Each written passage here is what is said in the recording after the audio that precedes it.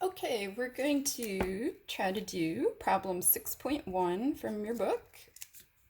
So this is regarding our bag filters. And so here we're given some test data, and we're supposed to estimate the values of Ks and Ke for the filter drag model.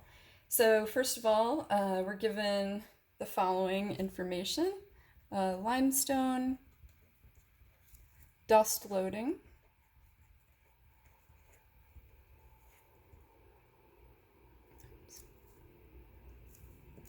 is 1 gram per cubic meter. Our fabric area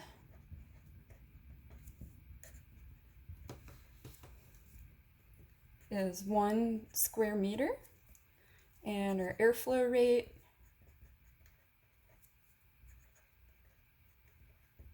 is 0.80 cubic meters per minute. And then we're given some test data. So we have time in minutes, and we have the filter delta P, or head loss, in pascals. And so at 5 minutes, we have a pressure loss, or head loss of 330. 10 minutes, 490. 15 minutes, 550. 20 minutes, 600. 25 minutes, 640. And then at 30 minutes, 700. And we are supposed to find our Ks and Ke for the filter drag model.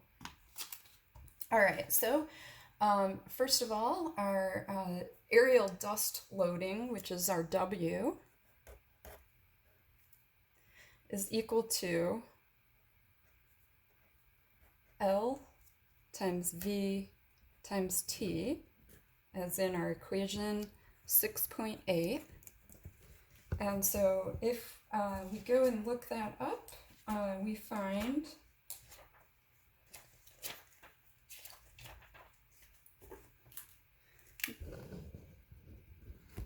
this equation right here. So we have W being our aerial dust density in grams per meter squared of fabric. And previously we have defined our L over here as dust loading in grams per cubic meter. And then our T is in terms of time of operation in minutes. And so we are able to come up with a W for each of these. So for each of these different times up here and different values, we're going to calculate a W for each using that equation. And the next thing we are going to do, so we are going to calculate S, and S in this case is our filter drag, and that's in pascals times minutes per meter.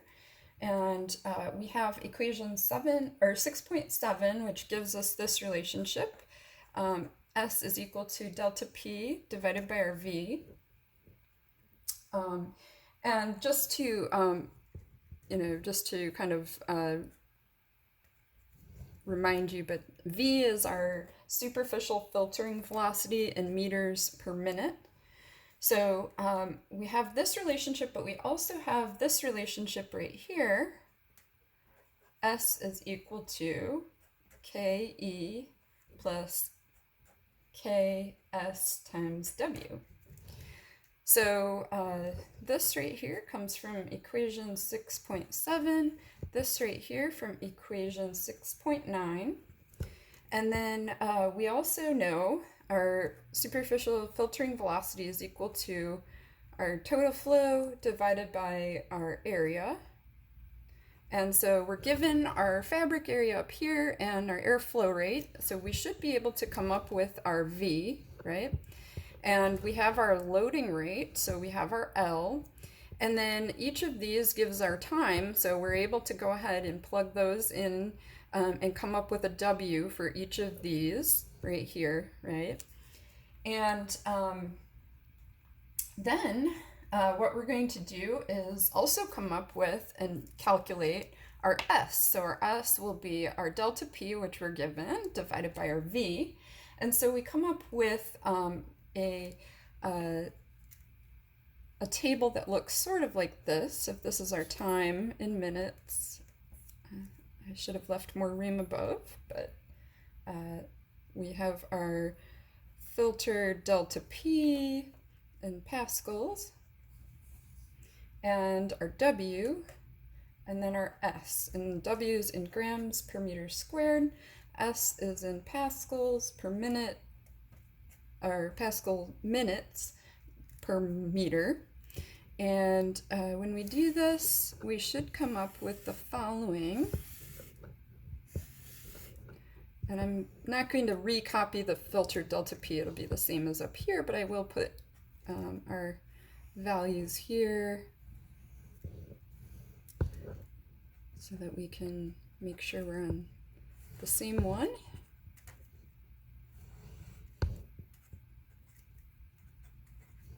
And so the W's that we should get should be 4, 8, 12, 16, 20, and 24. And then the S we get should be 412.5, 612.5, 687.5, 750, 800, and 875. So what do we do with that information? Well, we take that and we make a plot. And so our plot will be our S in terms of Pascal minute per meter, and our W down at the bottom in grams per meter squared. And what we end up with, if we kind of take a look here, it should look something like that. And we know that the initial stage we have to disregard because it will kind of look like that, but we're only interested in this linear area right here, and so we can kind of pretend that we have linearized this entire data. And so if we are trying to come up with a linear fit for this, we may exclude this point from our graph and then only use these points right here in Excel to come up with a curve fit or a linear line fit. And so using that, so we kind of ignore the first data point here and we're just using this linear region right here. We go back to our equation 6.9 where it says that S is equal to KE plus KS times W. And so what we can do is we can say that this is in the terms of Y equals A plus BX, if you will. And so that tells us that this point right here, where we are trying to, where our linearized line would cross the y-axis, that's going to give us our KE. So our KE, if we look at that, should be about 490 Pascal minute per meter. And then if we see here, our KS then should be this slope, the slope of this line right here. So slope of this line we can figure out from our equation, and in that case we should get a KS that is equal to about 15.9 Pascal minute meter per gram. And there we have our answer.